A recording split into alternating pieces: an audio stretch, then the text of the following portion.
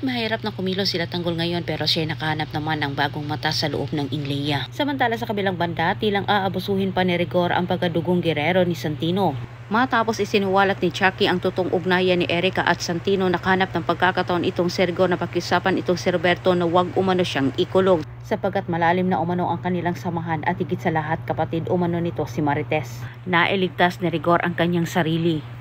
Ngunit hindi batid ni Rigor na sa kanyang pag-anib dito sa mga gerero ang siyang ikakapahamak sa kanya. Samantala sa kabilang banda, naniniwala itong si Brando na may ginawa itong si Divina sa mga Montenegro lalo na kay Tanggol kaya ito hinahabol at gustong diluin.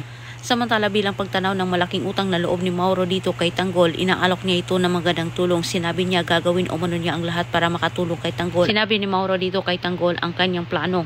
Una umano nilang punteriyahin itong mga gerero para sa gayon ay mapipilayan naman ang mga Mondragon. Wika ni Mauro sa mga gerero umano kumakapit ang mga Mondragon. Samantala galit na galit itong si Hector kay Rigor dahil pinapalitin siya sa posisyon nito nang dahil umano sa mga gerero.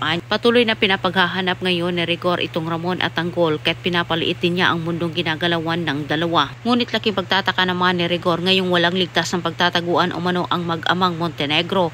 Hindi pa rin umano nila ito mahagilap. Nagdududa na itong si Rigor na may tumutulong umano sa dalawa. Tilang tuluyan ang bumaliktad itong si Lucio. Papanig na ito sa mga Montenegro na kung saan hindi tinupad naman ni Roberto ang pinangako nito sa kanila na malaking halagang ibabayad kapag mahuli umano nila itong si Ramon. Hindi maiwasan ang dalawa na sila'y magkasagutan. Subalit hindi naman mapigilan ni Lucio na patamaan itong si Roberto. Pinaalala ni Lucio dito kay Roberto na sila umano ang dahilan kaya sila nakaupo ngayon sa City Hall. At dahil sa nangyaring sagutan, tilang nararamdaman naman ni Roberto na sila ilalaglag ng grupong Red Phoenix ni Lucio.